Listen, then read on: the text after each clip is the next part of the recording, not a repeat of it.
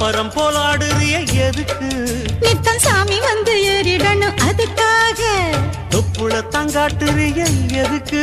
மாமன் பம்பரம் தான் விட்டுடணும் அதுக்காக. சும்மா நாச்சு பார்க்கும் போது சூட்டனையும் ஏத்துற.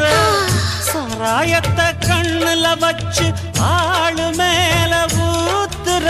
காஞ்ச மாடு கம்புலதான் பாஞ்சது போல் தெம்புலதான் நீயும் மேய பாக்குற. மூட்டை தூக்கும் மாமாய் அழகு மான தூக்கலாமா? மாமன் வீரம் என்ன அதத்தான் நானும் பார்க்கலாமா?